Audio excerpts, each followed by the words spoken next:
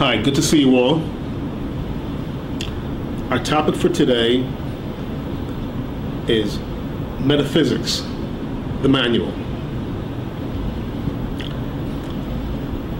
First of all, what is metaphysics? Metaphysics basically means beyond physics. But what does that mean? Metaphysics deals with basic gut questions. Where do we come from? Who are we? Where are we headed?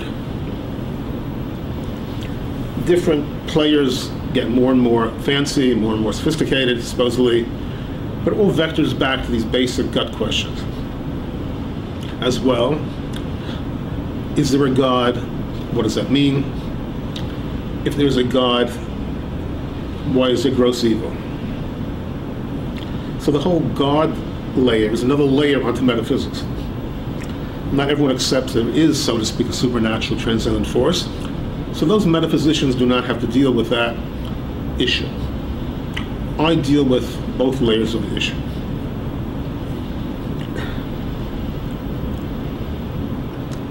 Some people would call metaphysics grand philosophy because it deals with the grander questions of philosophy. Some people might say metaphysics is basically the questions that 7-year-olds ask. Where is God? Is there God? Why am I here? Why is there a universe? What is my purpose? You get the feel for it. Basic gut questions. Typically, by age 10, everyone is so frustrated, every child is so frustrated, they're not asking it again.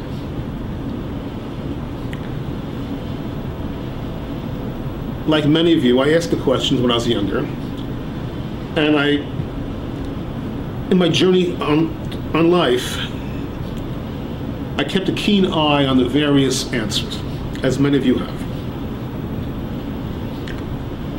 Needless to say, I did not find a satisfactory metaphysics.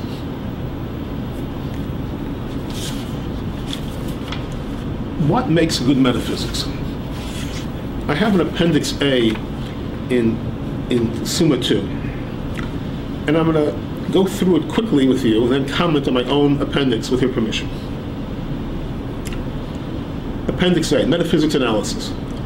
One can never prove a metaphysics by definition, because one would have to stand outside the entire cosmos to view it all. Remember, my working assumption is that the cosmos is infinitely evolving as we speak. So metaphysics has to be flexible enough and all-embracing of this infinitely evolving cosmos, wherever it ends. So physicists like to test and prove everything, but no one's going to test and prove a metaphysics by definition. But one can certainly assess different metaphysics. Is the proposed metaphysics intellectually elegant or aesthetically elegant? Does it feel right? Does it seem to be honest and straightforward? We don't know if it's correct, but we can assess if it's elegant and powerful. Those are my defining criteria, elegant and powerful. Yes, it's subjective, but that's the way it is. Metaphysics is always hypothesis, but hopefully very intelligent hypothesis. So while we cannot necessarily prove a metaphysics, we can bounce it off of various facts or factoids. Let's layer this metaphysics against astrophysics. Let's layer this metaphysics against biology. Let's layer this metaphysics against evolutionary biology. Let's layer this metaphysics against the historical saga of man. Let's layer this metaphysics against the historical saga of our planet. Let's layer this metaphysics against our own lifetimes. How does metaphysics resonate?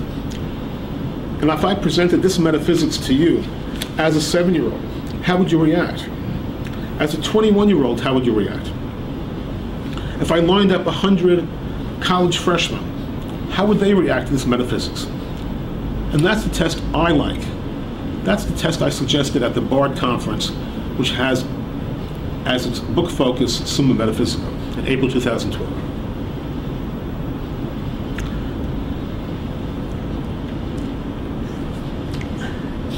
One can indeed assess different metaphysics propositions with the same set of questions. I mean, metaphysics A, B, C, D.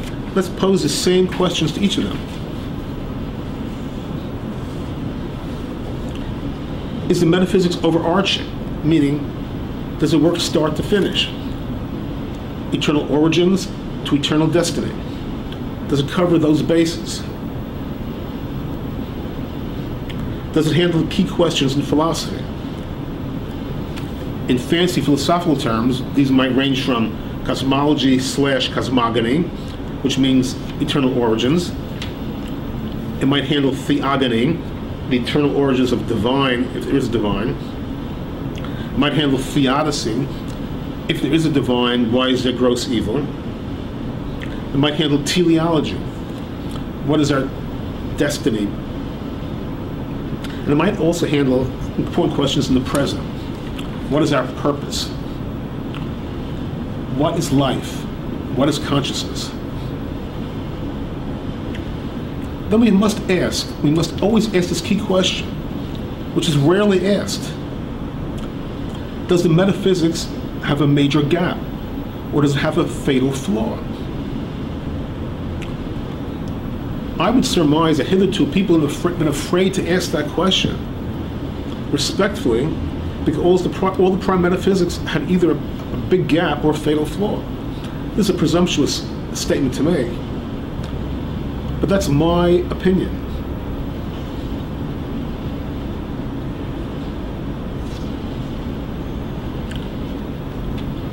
To what extent is the proposed metaphysics tethered to classic works or spiritual texts?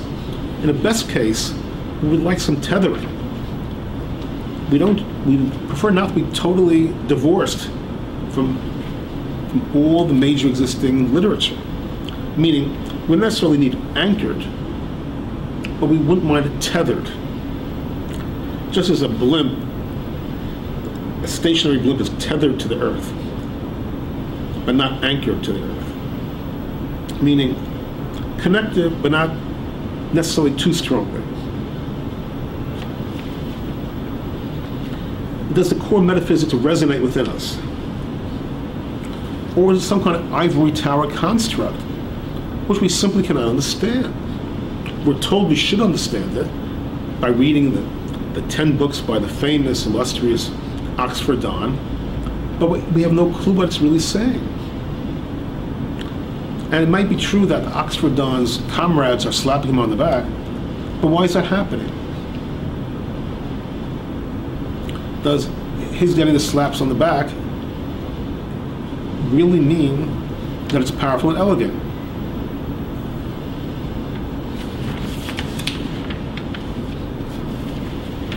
Is the presentation fairly articulate and systematic? Or is it some kind of murky miasma drifting from page to page, paragraph, volume to volume? Are the theories, however allegedly profound, intelligible? Do we understand what the metaphysics is saying? Or is it pretty obscure? Do we grasp its creative essence? And does that creative essence ring true over the range of these fairly basic questions?